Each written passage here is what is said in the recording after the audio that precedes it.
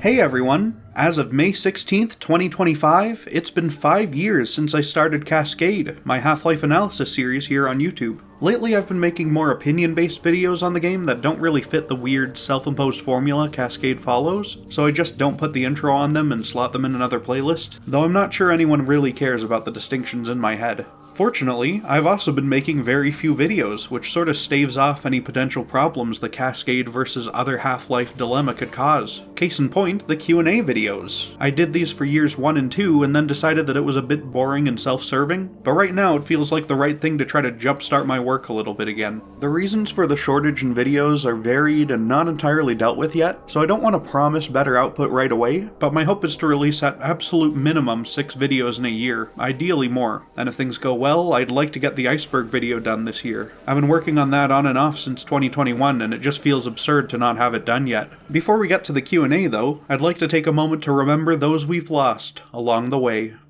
Made over the years.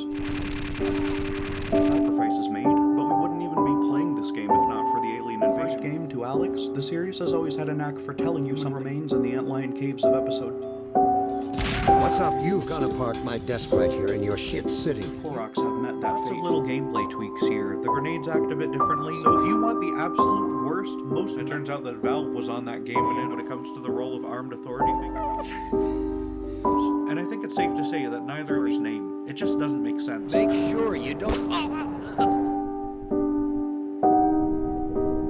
These guards moved around during the disaster. I kill him on sight and take his gun because that gives me an extra 17 bullets. That's all he's valued at for me.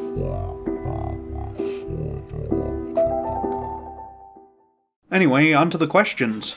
What's your favorite fan Half-Life video? Parody animation / silly let's play / SFM / cool lore video. To this day, it's probably still Freeman's Mind. The jokes in the later episodes especially are still great, but I'd like to point you in the direction of a channel called OxCJ, which posts some really cool ambient abstract type videos made in Gold Source. My favorite has to be Tunnel.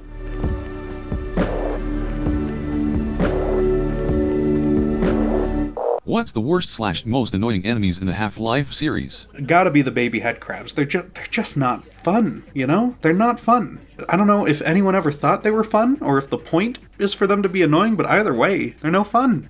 Assuming Valve finishes up every current IP, would you stick around to see whatever new IP they'll make? I mean, I'd look at it and try it if it's interesting, but Deadlock has been pretty much the opposite of everything that I really like in video games. I'm sure it's good for people who really like the MOBA kind of thing, but I don't care for it, you know? I'd be surprised if they ever made anything else that can keep my interest as much as Half-Life does, but if they had like a new single-player game, then I would definitely play it.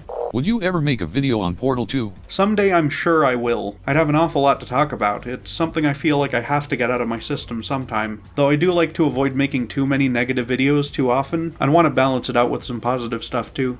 Now that Half-Life Alyx has reached the 5-year mark, we can start to examine it without the hype-tinted glasses. Have you changed your opinion on anything in the game after subsequent playthroughs? Not really. I haven't played it in a while, mostly because my VR headset lost an earphone a while ago, but it's still easily my favorite game period. Nothing else even comes close, including other Half-Life stuff. And I don't even really like Alyx's story. They just hit it so hard out of the park on all of the gameplay stuff and the visuals for the whole thing. And as much as I'm glad that more people can play it now with the no VR mod, it's still just like, you're not getting the full thing out of it, you know? It has to be played in VR, surrounded completely by the sounds and the game and the world that you're in. If you ever get a chance in your life, you owe it to yourself to at least try it in VR.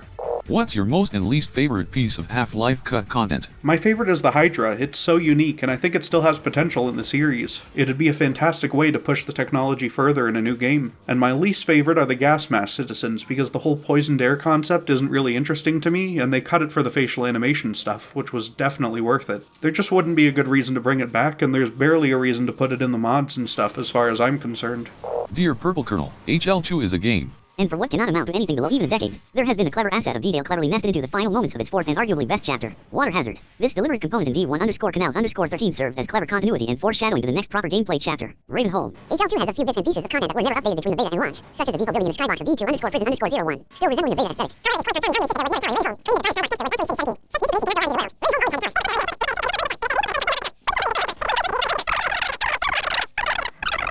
The Ravenholm Tower is real. Sincerely, Dr. Tower Bacular. Pay attention, Mr. Tower Bacular. I'm only going to say this once. There is no tower in Ravenholm, and there has never been a tower in Ravenholm. What do you think of fighting games? I don't really play them. In fact, I don't really play any PvP multiplayer games at all. They usually just stress me out. They're also very susceptible to people infinitely whining about everything, whether the hats are too lame or Steve is overpowered or whatever, and it just seems like an awful time to be around, like, fighting game communities, honestly. I'm sure a ton of them are great and I'm missing out, but I'd rather just go play, like, Subspace Emissary or something.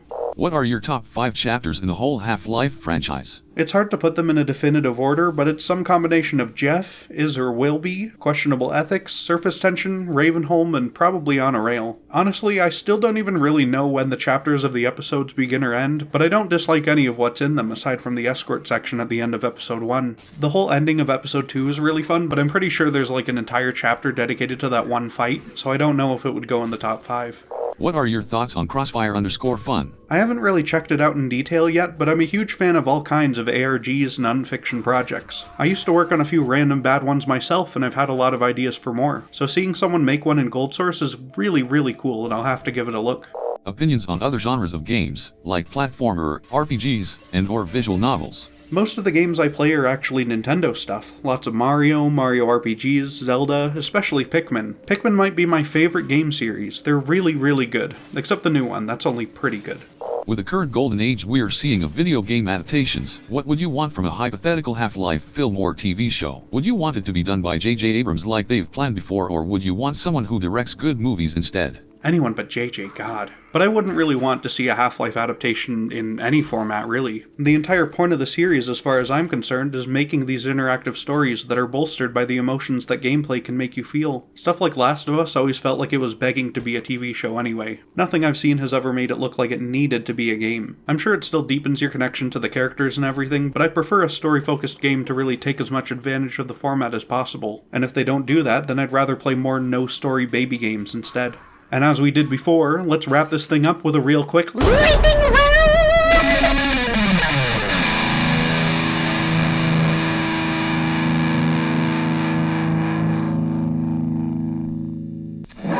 Do the older videos of this series make you feel nostalgic? Nope, they make me shrivel up inside.